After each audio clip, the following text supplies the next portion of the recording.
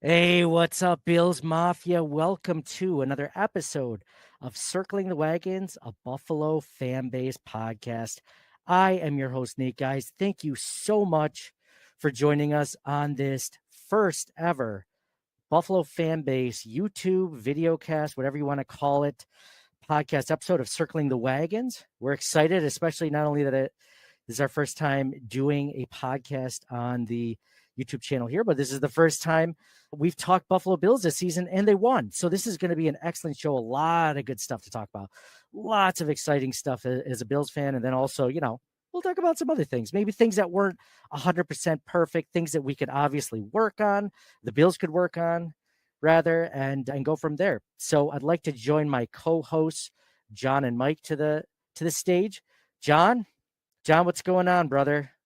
Good to talk Bills with you. How you feeling after the win?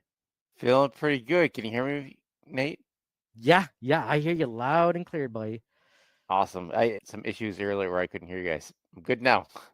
Dude, you know what's funny? God. What's funny? It's funny is we're like, this is our first time doing this video, and it's like, it's one of those things where you notice the Bills weren't like in regular season form completely. I'd say the same thing about the Cardinals today. Like lots of penalties, lots of missteps, miscues, whatever you want to call it. But it's kind of like this for the podcast. So I feel like we're just, mirroring the Buffalo Bills. So that's not the worst thing. It's not the worst thing to do. Yeah, it's like this every year. There's always something. Somebody's got a bad mic. We don't have plugged in right. Some of us have a bad mic, John. Some of us. Some of us does. Some of us be having. All right, John. So thoughts on the game in general? How you feeling? Feeling good. Felt nervous going in. The first game jitters as always. First half obviously was rough, but defense buttoned up. Josh Allen came through. Lots of good things in the second half. Lots of things to look forward to. Happy to come out with a win. Love it. First football. We're football. I love it. We're football. We're back. All right. I'd like to welcome our other co-host of the podcast, Mike. Mike, what's going on, man? Don't hear you.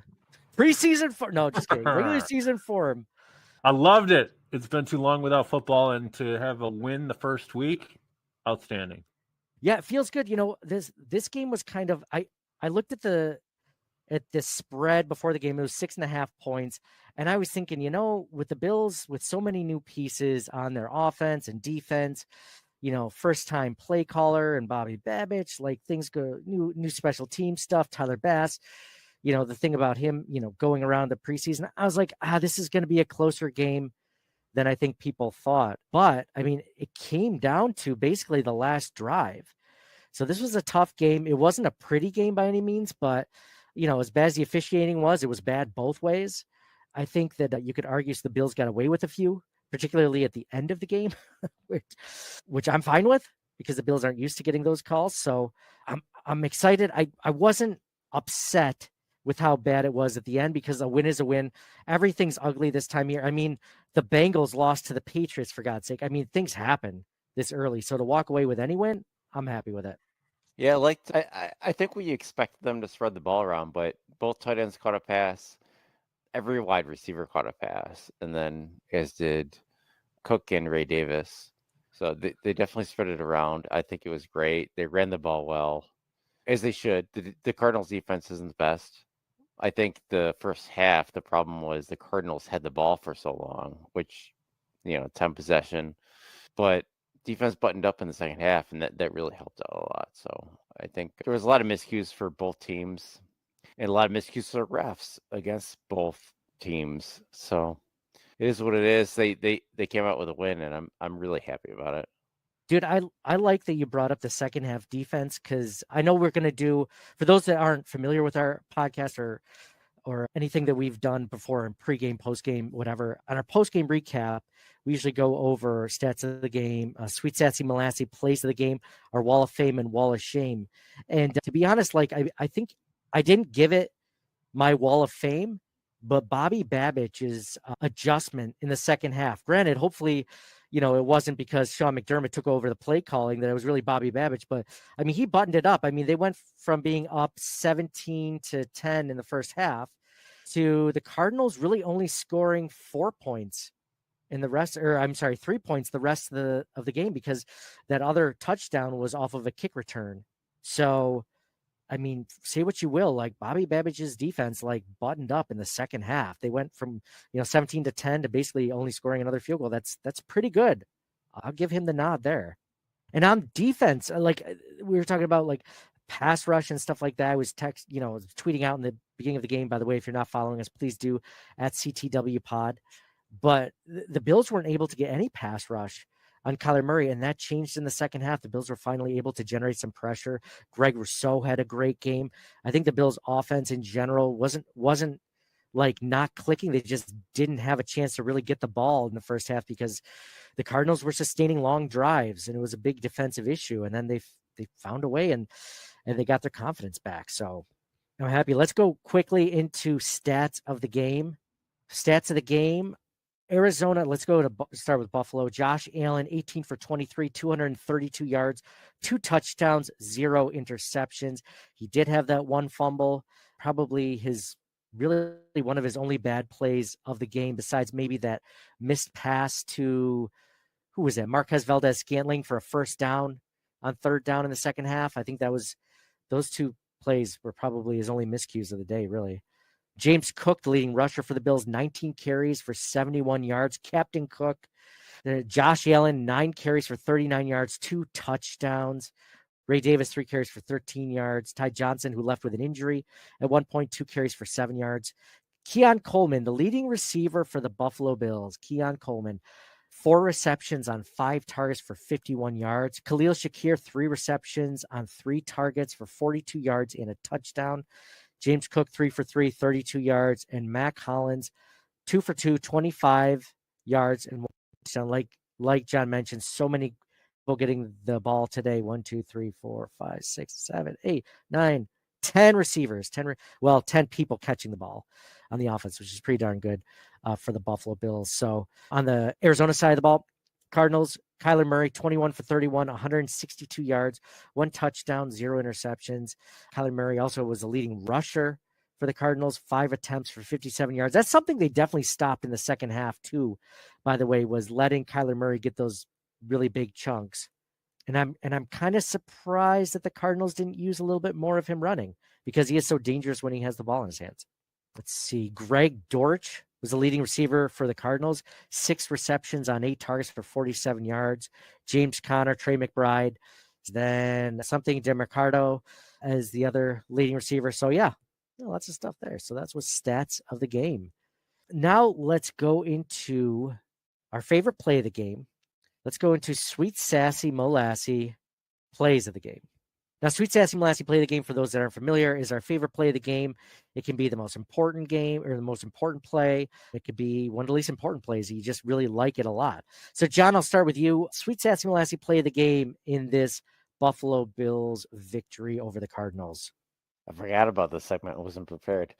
But first thing that came to my head when you said it was the Greg Rousseau forced fumble where Dorian Williams recovered. So I'll go with that one. That was a good one, John. That was a good one. That made my top 3. Mike, Sweet Sassy Molassy play of the game. It's the Josh Allen leap for the touchdown. That's got to be number 1. The Josh Allen leap for the touchdown. Here, I'm going to see if I can. I don't know if I'll be able to share. Is that the one where he got injured and we don't know how he's going to be next week? My favorite play, the one where he landed on his left arm awkwardly. It might be a wrist fracture. Yeah, we'll see. It was an awesome play though. Awesome play. At least it was his non-throwing hand that he got injured on. So, John, I'm going to come back to you in a second, but there's no way you're going to beat mine. And that is the Bills just not getting penalized for the last play of the game. It's by Sweet Sassy Molassy play of the game. It was Damar Hamlin, Cam Lewis. Like, give Cam Lewis and Damar Hamlin credit today. Like, Damar Hamlin, I thought, had a decent game. Cam Lewis had a decent game. Sure, there were some misses, but Cam Lewis wasn't even supposed to be starting today. It was the Taron Johnson injury that led to, Cam Lewis getting the nod. But it was Cam Lewis back there, Damar Hamlin against Greg Dortch, and neither of them looked back for the ball. They were right there, and how they didn't get called for that, I have no idea. We're so used to the Bills just never getting that call, right? Like this, the Bills don't get that call. So I'm okay with that. That was my favorite play of the game. It was Yeah, definitely interesting down the stretch there. There could have been a couple of calls against the Bills that didn't happen. Obviously, there were calls that were against the Bills earlier in the game that maybe shouldn't have happened. So I think between everything, it all balanced out. But yeah, like when Turin went down and Cam Lewis came in for him, Cam Lewis was supposed to be the dime player, and so he became the nickel. And Ingram, that's why we saw so much of Ingram. He became the dime player. Yeah. And he was the guy at the end there with the Hail Mary where Oh, that's what it was. It was Ingram. It was Ingram yeah. and Hamlin. Okay. Yeah. So yeah, it worked out well. And I think Sal tweeted that out too, like about that specifically. Are you trying to that was say I stole it good. from Sal Sports? Is that what you're trying to say, John? I Like think that exact thing that you said was tweeted by Sal Sports right before we no, started I'm thinking recording. no, I'm thinking that you and I and Sal all saw the same thing. Oh, I'll take that. I'll take that all day long. I thought you were calling me a cheater. What you calling me, a liar? Like I thought you were. No, I think no. You're saying great minds think alike. I like that. Yeah, I'm just going into more depth with it. So. Dude, you know, I'll always, as opposed to criticism, I'll always take some, like, you know, combined credit. I'll take credit any way I can get it, so much less combined credit. So, yeah, cool. So, John, do you have one now, or are you still a sweet sassy last play of the game, or is it the strip sack for Rousseau, or is it the? No, I'll stick with the strip sack. I mean, they're all good plays. I mean, they're all great. I wanted to give, so we do the Gettysburg of the game when there's a game-changing play, and I think that Rousseau strip sack was the changing play of the game, Mike. I liked that. I mean, I felt like that changed the momentum. It was 17. The Bills had come out of the half. I mean, you could argue that like Josh Allen's crazy rushing touchdown in midair was the play of the game or the turning point of the game because they were down 17-3. That brought them back to 17-10. The halftime, halftime comes and goes. Mac Hollis has an 11-yard touchdown pass, then it's tied, and it's right after that. Rousseau gets the strip in the Dorian Williams recovery, and Khalil Shakir has that 11-yard touchdown catch. Which, by the way, that Khalil Shakir touchdown where he basically slid on the back of that Cardinals defensive lineman, like that was an amazing play. Like that was an awesome touchdown to see. I'm gonna give credit to Khalil Shakir. Khalil Shakir is the yak receiver that we've always wanted. Like he is so hard to bring down. So hard to bring down. All right, those were sweet, sassy, molassy plays of the game. And now we are on to Wall of Fame and Wall of Shame. Bro, your little ticker at the bottom cuts me off. I don't like that. Oh, there we go. Huh? I like it. I like it better when it does it. You can put it back. I'm about to pass out, bro. I gotta make my mouth hole bigger. You need to make your nose and your mouth hole bigger. You end up in your eye hole so you can see better. Not my nose hole. I can't breathe out of my nose. Allergies are terrible this time. The ragweed, man. It's the ragweed. It was funny if you end up like. I'd like to play allergies. I just think nobody ever told me. It's definitely allergies, dude. It's definitely allergies. So I'm confused by your acronyms. Like MVP doesn't really jive with Wall of Fame, and LVP doesn't jive with Wall of Shame. Why don't we just do WOF and WOS? Oh, why even have an acronym unless you're like writing something you or you're going to use it again later? You actually call it most valuable player, at least valuable player. Like they don't make sense. Yeah, I agree. It doesn't make any sense. Okay, well. I'll change it for next episode. Thanks for the notes on it, guys. You got it. I got rid of it. I'm looking at it live on my other screen, so I just removed the MVP and LVP. You know, people that don't know Wall of Fame, Wall of Shame, they're going to wonder. Actually, it's pretty obvious, isn't it? I don't give the listeners and viewers enough credit. It's pretty freaking obvious. Okay, so Wall of Fame, Wall of Fame for the Buffalo Bills in this game. John, I know you weren't ready for Sweet Sassy Molassy play the game. Are you ready for Wall of Fame? I am, but it's a tie for me. Oh, a tie. All right. Let's hear it. Mike and I will be the tiebreakers. I don't know. Mike doesn't like when I give it to multiple people, but yeah, because it's singular. That's why I don't like it. I don't mind it, John. Go ahead. Thank you. Josh Allen, 18-23, 232, 2 touchdowns, 9 carries, 39 yards, and 2 touchdowns, 200 total yards. Obviously, huge reason why they won. I also want to give stop right there. Nope. That's the reason. Nope. I'm also giving it to Gregory Rousseau with 3 sacks and a forced fumble that led to a turnover. It was awesome. Giving it to Rousseau as well for the 1B, I guess. Oh, those are the two I had on my top list for Wall of Fame. Oh, it's a tough one. It's a tough not one. tough at all. Starts and ends with Allen. 4 total touchdowns. It's the player of the week performance. Yeah, I guess. I mean, you do have to get it. It's like when do we not give it to Allen though? Like when Allen has like a subpar game, right, or like an okay game, right? Then we can finally, even if they win, then we find a way to give it to someone else. Then, so yeah, I mean, yeah, they don't win this one without Allen, even as well as Greg Rousseau. I like both of them, John. I give it the honorable mention to Rousseau, but the Wall of Fame goes to Josh Allen. I'm sure you agree with that, Mike. You don't have someone better than Josh Allen, obviously. Yeah. Yeah. I mean, it's just, I was listening to a podcast recently. It was just like, John's contrarian just to be contrarian. We know this.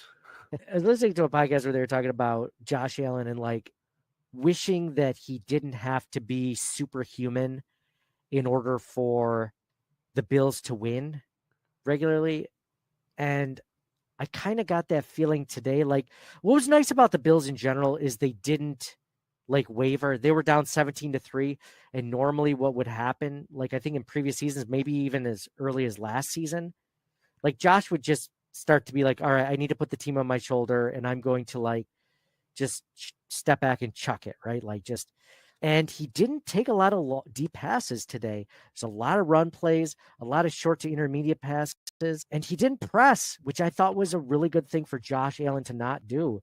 And I think it's a maturation. I think it's like, we know we're still better than this team. Let's keep playing and it will even out sort of thing.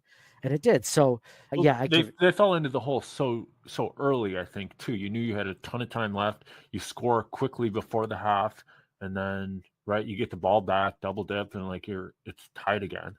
So I think that's why you don't see any sense of the hero ball or the panic, like just knowing, like, hey, we're right there. Just failed to execute a couple of times. Yeah, agree. That was nice to see, though. I feel like, with a new, and you can't be upset at the Bills offense. I mean, for putting up 34 points. I mean, that was a good showing by the offense. Defense could have been a little better. Let's go into Wall of Shame in this victory. John, I'll start with you again. Wall of Shame for the Buffalo Bills. Who do you put on it? For me, it was the offensive line penalties. Oh, that one on Osiris Torrance was a killer. There was a bunch, though. There was, false starts and holdings and things. It is too many overall. And it was across the board. It wasn't like one player every time. It was a bunch of them. So, or Bass kicking it into the out of bounds or whatever, right? Like there's a lot of them. Yeah, but I mean, like the offensive line, like there was a bunch of penalties. Or the Bass had one. Okay, he had one bad kick. It was a one play. The offensive line had a bunch of penalties, so that's why I went with the offensive line. Yeah, I like the penalties. You know, it's funny. We won't probably talk about Bass from here on out, but it's nice that he had a good game. Like it's a good growing game. He didn't have to kick any 50-yard game winners or anything like that. Like this is what he needed. I think is like a first game to like ease into it. Okay, I can get my confidence back. I can do this, because we don't need him getting the yips. All right, we don't need him. He didn't miss today. No, he didn't. Look good. Mike, what about your wall of shame? You can't let the kick return touchdown happen there in that situation. So special teams on that play for me. Yeah, good call, Mike. That's the game would have probably been sealed if it wasn't for that 96-yard touchdown kickoff return. Yeah, agreed. You know what's funny is every time like I want to start giving the special teams some credit, a play like that happens and I just throw my hands in the air. It's like when Brandon Codrington, the Bills, newly acquired kick returner that they traded for, when he returned that to the 50-yard line or something on the opening on their first return, I was thinking to myself, wow, the special teams could be decent this year.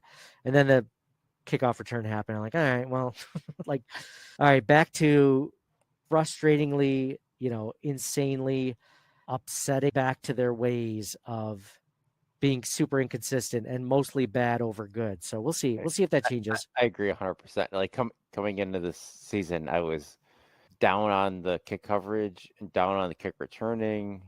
And then obviously the kickers and the kicking and punting itself had been inconsistent recently.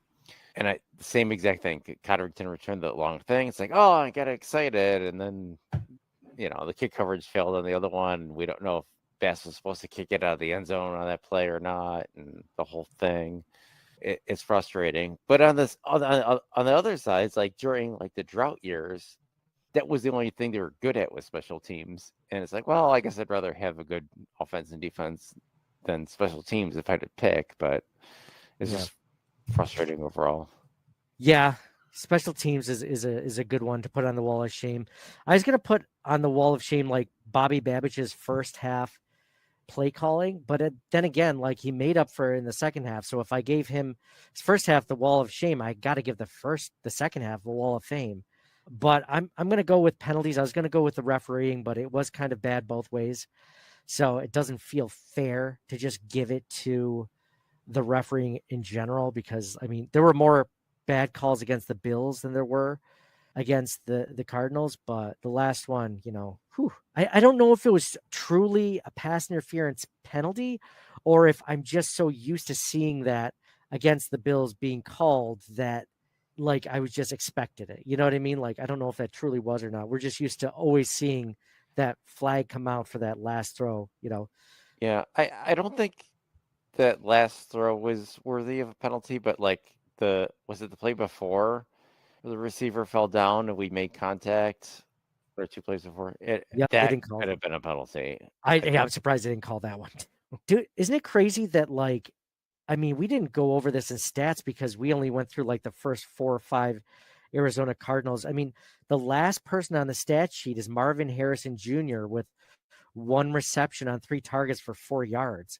Like that was surprising to me. I almost want to give the wall of shame to like the Cardinals for underutilizing their first pick this year in the draft. He definitely dropped at least one. I remember him dropping one blatantly. But he was also wide open on another one later on where Murray didn't find him. Dude, that is the benefit, though, of the Bills' game plan in the second half was to keep him in the pocket, because it's a lot harder for Kyler Murray to see those guys running wide open if he's in the pocket. Whereas if he's, coming out around the edge, he's got a little bit of a clear path. But if he's got, 5 or 6 or 7, 6'4" guys in front of him, it's a little bit harder to see, Marvin Harrison Jr. streaking open. How about that Keon Coleman catch down the sideline? Oh, that was nice. It was so good. I was cheering so hard for that. That felt so good because there was a whole reason, like over the last few years, like the receivers for the Bills have been dropping balls, whether it was Gabe Davis or Diggs down the stretch or whoever else. Then they got Keon Coleman. Like these guys are supposed to catch the ball, and not that Kincaid was targeted that much this game, but last year he was, and he caught the ball. And to see Coleman do that, I think that was just awesome. Yeah, he's not only the leading receiver, he had that huge play, like you said, that long 28-yard catch by the sidelines. Yeah, I mean, just proving why, like, he was who the Bills drafted with their first pick. And not to say that, like, it just didn't work out. Maybe the Bills had done such a good job covering Marvin Harrison Jr. that they didn't think he was open. But, man, if you take away you could argue one of the biggest threats in the NFL, will be soon, then Bills had a good game plan altogether. Just finally got out of their own way in the second half. Do you guys agree with me on that Gettysburg of the game turning point, that Rousseau strip? Yeah. Mike's like, yeah, of course. That was my sweet sassy molasses play of the game. I love that. Love it. Cool. So let's go over to Twitter, where I ask after every game. By the way, if you're not following us on Twitter, please do. We're at CTW Pod. And I am going to share my screen. All right. Let's do this. Let's see how this looks. Not bad. Okay, cool. All right, this works. All right. After every game, I say, what's your hot take after the Bills win or loss? And just like always, you guys never disappoint. This is the first time. So if you're listening, you'll hear your name. But the first time that if you're watching on YouTube or Facebook or whatever, you'll actually see your name brought up. So Richard W. Griswold forgot what a stroke-inducing thing it is to be a Bills fan. Richard, you were enjoying the off season, which is like not only the off season from football, but the off season from stroke season. So glad you didn't stroke out, Richard. How does anyone give up a kickoff return touchdown with these arcane rules? Groot had a monster day, as did Allen. Whatever the halftime adjustments were, defensive adjustments were, they worked.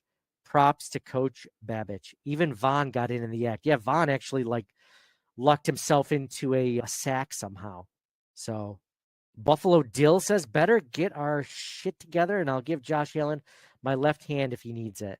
Mine is a little shorter and sausage-like, though. Hey, that's fair. Most of us are compared to Josh these days. Also, Kim Lewis put his big boy pants on before he came to work today. That's why he makes the 53. Just don't put him in coverage versus Justin Jefferson. That's fair. Koala Bear Khan. My take is good adjustments around for all phases.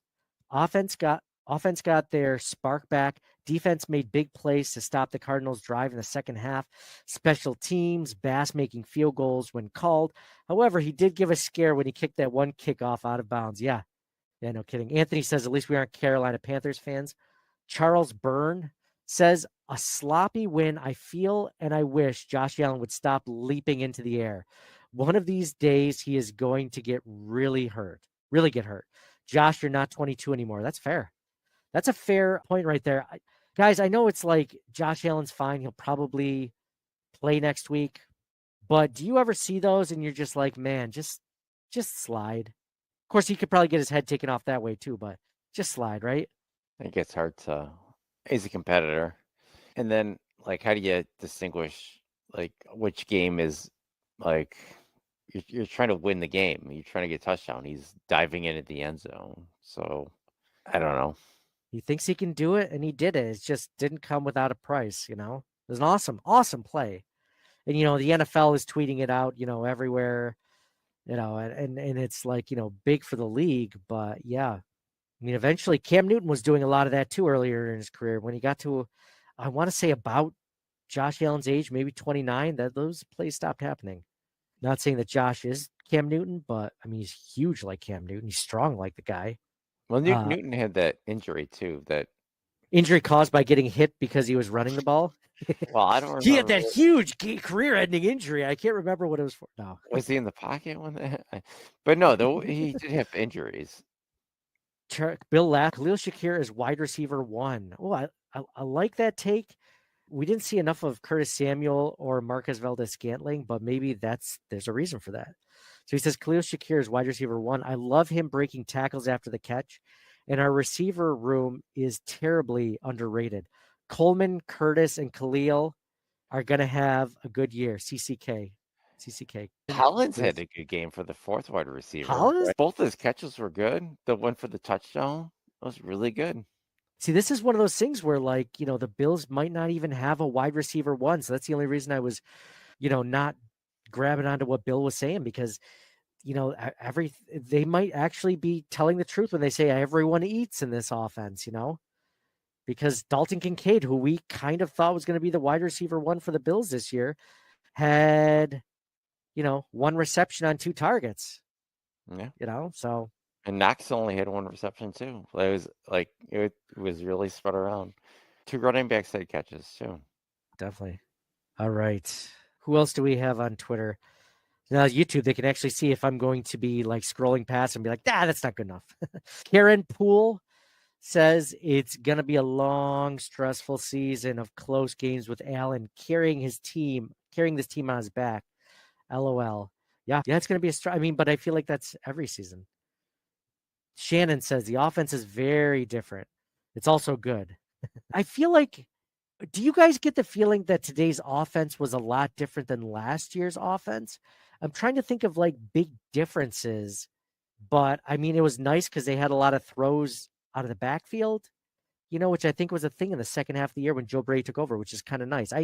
They ran the ball well. I mean, I think it was just when they finally had a chance to get the ball, you got to see what their offense was, as opposed to you weren't able to see a lot of it in the first half because they didn't get the ball a lot. So they didn't have the ball for a long amount of time.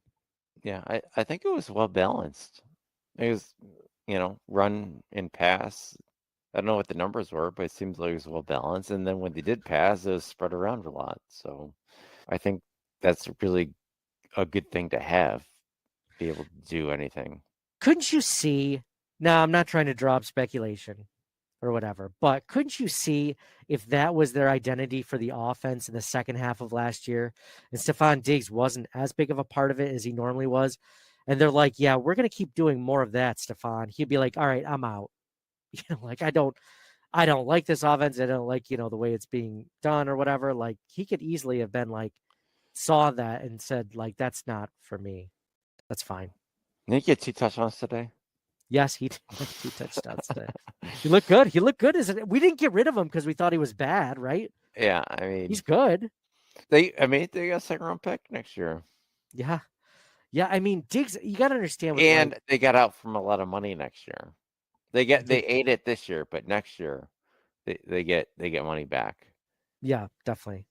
They paid for it. But, I mean, again, like, he's a good wide receiver. Sure, like, this is his first game back. Like, he'll probably have a really good season this year. I don't know, good, like, Buffalo Bills good, but he'll probably have a good season this year.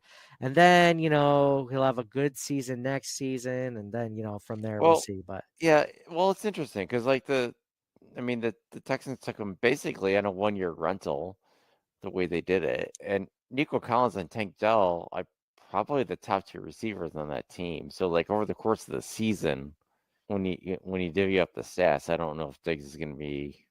He's probably going to be number 3 on that team, but yeah, number 3 on that team could still be good because I know CJ Stroud and everything. But yeah, exactly. So still a rental player, but yeah, it might be a good call for them, dude. That might be what puts them over the edge. We'll see. I'm hoping it's not, but we'll see. Chad Labrie says, first half was scary, but the team regrouped in the second half and came out to dominate the second half. Shakir with an amazing touchdown catch and run. Diggs, who? Speaking of Stephon Diggs, that's what good teams do.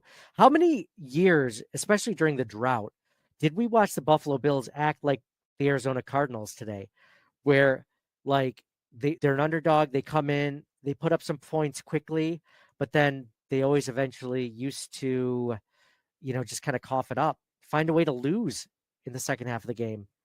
Whereas I feel like this team, that's what makes this team different under Sean McDermott. And I know people don't like Sean McDermott, and I get it, but this is why I'm saying, like, you keep the guy, because like this team crumbles with other coaches at the helm. So not saying I love McDermott, but I like him a lot more than some people do. And speaking of which, Diehard Dan says McDermott should be ashamed for calling the field goal of death. Better lucky than good, I guess. I was pretty nervous when they go for the field goal. It's like, well, all Arizona needs is a touchdown, and our defense is suspect. I was pretty nervous at that. For some reason, our defense likes to hold the other receivers and get in their way, and not the. It's like, I mean, but to their credit, like, they were playing better in the second half as a defense. So I can understand why they're like, okay, well, if they keep playing the way they've been doing in the second half, let's do this. So it's hard. Like, even on the Hail Mary at the end, where they blitzed, or maybe if they didn't blitz, something else could have happened. They've been in this situation so many times over the last 6 or 7 years. They get criticized every time it doesn't work one way or the other, and they do something different one way or the other, and it's like, well, what do you want? And it just happened to work this time. Yeah, I like what you said about the blitz coming on that play, because I feel like in a Leslie Frazier-like defense that Kyler Murray would have all day. In fact, I'm almost positive the Hail Murray happened on a Leslie Frazier defense when Kyler Murray was able to run around back there until he found DeAndre Hopkins in the corner of the end zone, right? Like, so if you look at it from that standpoint, I'd rather throw the house at Kyler Murray than let him stand back there and chuck one up on the last play of the game. You know what I mean? Like, that was a good call. That was a good, well-executed play. And it was nice to see them take that. So when people say, they didn't like, McDermott should be ashamed for calling field goal of death, I get it. I'm sure I don't know the statistics on it, but I like the field goal there, because then, if you go for the touchdown and all you have is a field goal, then technically, like, all they have to do is get a field goal to keep it, a tie. Whereas now they needed that touchdown to win it, and they couldn't do it. If that was just for field goal, I mean, they'd be playing a lot different, strategy of, trying to just get down the field as opposed to, needing the win and playing all 4 downs. So I don't hate it. I don't hate the field goal of death. Obviously it worked out, so I'm okay with it. Big R is in Big R in SD. Bills' fourth quarter decision-making still not good enough to win it all. Thinking of the rush third down play in the fourth on offense that would have iced the game. Yeah, Anakin Skywalker says, if I have to hear another broadcast team say Diggs is the hot girlfriend meme for Buffalo during my Bills game, I will watch in silence. Buffalo versus everyone. Way to double dip, end of half. New faces, chemistry takes time. Every W matters. 1-0, Miami bound. I like it. I like his point there. Double dip at the end of the half. I mean, that was huge. To be able to go in the half, score a touchdown, come out of the half, score a touchdown. I mean, that's what good teams do. And it feels weird saying that. The Bills are a good team, and I know that out loud, but I think it's just my years of being a Bills fan that it feels kind of weird to say that like very confidently, I guess. AJ Tharp says, man, oh man, that Josh Allen guy is so overrated. He said with a laughing emoji. Shakir's new nickname is Pinball Wizard because the guy just bounces off defenders. I like that one. I like that as a Shakir nickname. Wouldn't it just be pinball? Why would it be Pinball Wizard? Because he would be the little pinball, not the guy playing the pinball machine. Yeah, good point. Good point. So he should be Pinball. There's nothing you can just like add to that, like special because he was thinking Pinball Wizard. Sounds cool. It's a term, it's a song, Pinball Wizard. But pinball does make more sense from what you just said. Pinball. Khalil, Pinball, Shakir. I like Shakir and Bake, but Shakir and Bake, shake and bake. Pinball makes more sense. AJ, we're gonna think about it. I like it though. I wish I was in Buffalo. Saxa Dave says, taking a year off drinking doesn't mix with football season, especially as a Bills fan. Dude, like I've never had to give up alcohol. I'm not saying that this is what Dave had to do, but dude, watching Bills games would make it tough to stay on the wagon, I feel. James Davis says, game 1, starters need to clean up the penalties. Yep. Kevin Rad says, good stuff from Rousseau. Nice to hear Miller's name. Would have been nice to hear Ed Oliver's name even once. Good point, Kev. We did not hear. I mean, Daquan Jones even had some good plays. Yeah, not a lot from Oliver, which is kind of crazy because, we're used to seeing more both sides of the ball. Tito Sampaio 0126 says both sides of the ball can improve. A few stupid/bad calls from the ref. And then Kev Rads did say, going to be a long season, too old for this. So I can't disagree with anything. So thank you guys all so much for tweeting into us during this episode of Circling the Wagons, this victory episode. Buffalo Bills 1-0, 1-0, baby. So are the Patriots. Oddly enough, the Patriots beat the Bengals today, which is kind of crazy. The Dolphins pulled one out at the end against the Jaguars. So upset at that. I was kind of hoping that they wouldn't find a way to pull that one out, but they did. They did. So maybe it's better for us that the Dolphins will be desperate for a win on Thursday. Yeah, good point. Now they're all bruised and battered, barely beating the Jaguars, right? Yeah, definitely. I like that. They're bruised and battered, barely squeaking one out. They know they're in trouble. They're too tired from the barely victory that they had the week before. This is the time, man. It's the time. Speaking of bruised and battered, did you hear anything about Taron Johnson? Is he going to be okay? That's an excellent question. I did not hear from Taron Johnson. I feel like they didn't really get into it at the press conference at the end of the day. But now I'm looking up Taron Johnson. Banged up Bills, of course, the source for the Johnson looks to go in for a peanut punch, wraps up before getting too high and thrown off. Concern for moderate wrist flexor strain. So someone asked him right after that, do you think they keep him out of the game Thursday? And he said, possibly. Short week. I was kind of hoping they'd give him like just one of those club hands, like where you don't have to move your wrist. Like that's better than nothing, right? Like sure, you can't wrap up and tackle as well, but he's so good. He's so good. This Bills defense is different with Taron Johnson in it. I'm not saying they win, 34-21 or 34-10 or anything like that, but I I mean, that was a huge loss for the Bills defense early in the game, and he didn't come back. Let's put cast on it. Larry Wilson was a Hall of Fame safety for the St. Louis Cardinals. He had cast on both his wrists, and he's still caught interceptions. Really? He's probably so pissed because he couldn't do anything with his arm. He's got pent up aggression. And he's just like hitting himself in the head with his glove. This isn't fair. Just letting it all loose. Yeah, maybe. Guys, thank you guys. Could he still use his fingertips? What do you mean? Paint the picture for me. That's all I know. I don't know. It's the 60s, man. Come on. It's the 60s, man. Hey, man. It was all like, free love and no needing for hands to make interceptions, man. Like it was all, I cannot imagine. What's his name again? George what? Larry Wilson. George what? Costanza? Jeffrey who? Larry what? What was his last name? Too busy trying to tell a joke to actually listen. Larry what? Wilson. Why didn't I just remember that? Larry Wilson. I'm looking up images of Larry Wilson without hands. He's definitely got hands in all these.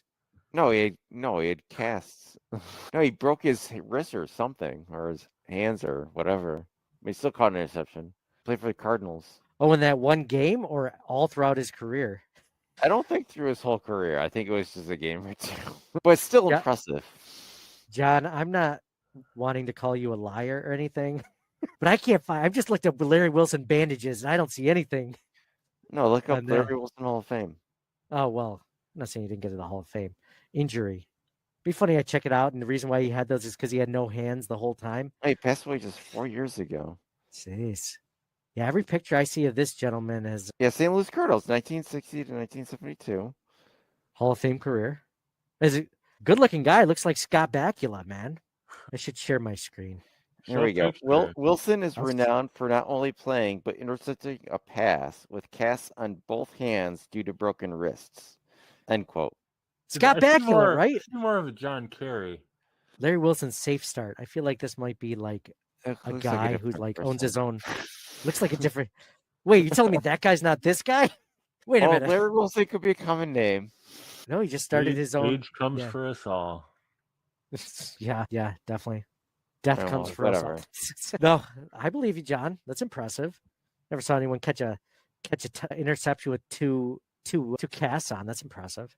So cool, guys. Thank you so much for joining us on this first, episode of the season. We're 1-0. The Bills are facing the Dolphins on Thursday night. This is it's an exciting team. The one thing I was keeping in my head, I was like, they're down 17-3. I'm like, don't get upset if they lose. Don't get upset if they lose because it's an NFC team.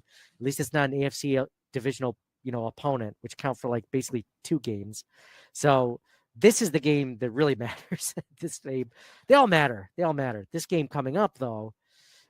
Huge game for the Buffalo Bills. At least it's, even though it's at the beginning of the season, it's at night. So it's not like they'll have to deal with, 90 degrees in the sun, while the Dolphins are in a 70-degree shaded area of the field. Like there's a lot of positives for this. So what were your thoughts as the Dolphins Jaguars game was coming down to the wire? Because obviously it's better if the Dolphins lose, but they're playing the Bills next week, or they'd be more desperate for a win and all that kind of thing. That's a good point, John. If they had lost and gone 0-1, I feel like they would have felt like they were in a hole and they would have tried a lot harder to get out of it. So I think you're right. I think this was, even though you wanted them to lose in general, right before the Bills, if the Bills game wasn't happening next week, I'd be upset, right? Like they didn't lose. And I obviously still wanted them to lose, but I think it's a lot better this way, mentality-wise, right? By how much? I want to say like a decent percentage. So 100% being a complete flip from one game to the next. I want to say 20-30%. I think it matters. I think if you're in a hole and you have your division rival coming into town, I think you put everything. It's your Super Bowl, basically. That game becomes your Super Bowl, right? But this week, it's like they'll try Thursday Night Football, but, they got that one out of the way, so it's not so bad. What do you think? Do you think it matters? If you give a percentage, I don't know. I don't know if it's that high of a percentage. You're more prone to hyperbole than anyone else I know. They're going to try really hard. That's true. I've never been hyperbolic in my entire life. There's not been one time I've ever exaggerated. If they lose that game, they know they're losers, and that carries. They give up. We suck. We lost to the Jaguars. If you win, you're like, we're winners. We Josh can Allen take on anybody. Josh Allen is a dolphin killer. So, like, I almost think it doesn't matter because they're going to be up for this game anyway. Yeah, it doesn't matter, but Doesn't matter except for 20 to 30% roughly if we were giving an I estimate. feel like that's too high. you just pulled What that would out you of your. I did with some logic, but if you guys were to say it meant anything, would you say like what then 5% or like 1%? 5 to 10% maybe difference at Okay. most. Okay. I'd say about double that roughly, but Mike, you don't think it matters at all? Triple the other way. It actually helps them out the fact that they won, right? Yes. Okay. I think this is the NFL. I don't think any team thinks like we stink, we're losers. Like even at the end of the year, like maybe they do in the middle of the year when they're going like 0-15 or something, but at some point they're like, holy crap, guys, we got to win one. We can't just go out this way, so. It might be more of a like looking ahead aspect. Like who are they playing the next week? So if anything, both teams might have been affected by that they're playing each other in 4 days as opposed to who they're playing currently. So maybe we're just looking at it all wrong. No, I think I'm looking at it right. I think you guys are a little bit off. No, me too. I'm looking at it right. Dude. Okay, whatever. So anyways, this was a blast talking to you guys. First episode. This is our 7th full season of Circling the Wagons, and this has been fun. I mean, we were on the Buffalo Rumblings Podcast Network for a while, and now we're in a new podcast. We went independent. Now we're with Buffalo Fan Base, and so this is an exciting time. Exciting time for us, exciting time for the Bills. We're so glad you guys joined us on this episode of Circling the Wagons. Are there any final thoughts, John, Mike, before we end this victory recap episode? John, I'll start with you. I have no final thoughts. No final thoughts? Mike, you're good? Mike's always good. He gets out all his thoughts usually during the prayer. All right. I could always do one more. What do you want to talk about? What do you do want one to talk more. about? The whole point is that you want to say something, not that I give you something to talk about. No, but I'm good. Signing off for John. We're going back around again. We just went around. I know, but we didn't sign off. We got to do the final sign off for this is how we start and end every What do you guys think about James Cook? Your mask? It's terrible. He's pretty good. Go ahead. I thought James Cook gets some nice runs and Ray Davis, but Cook only had a 3.7 yards per carry though. Like it wasn't super efficient, but he was effective, right? I like John's mask, by the way. As much as Mike tries to poo-poo on like our you mask. completely dismissed James Cook. Oh yeah, James Cook. By the way, I thought he had better than 3.7 yards per carry for sure. It felt like it was. Maybe I was looking for something to say on the sign off that would mess up your sign off. So I'm good. Go Bills. Mike. Go Bills. And for me, Nate, go Bills. And we'll talk to you guys again.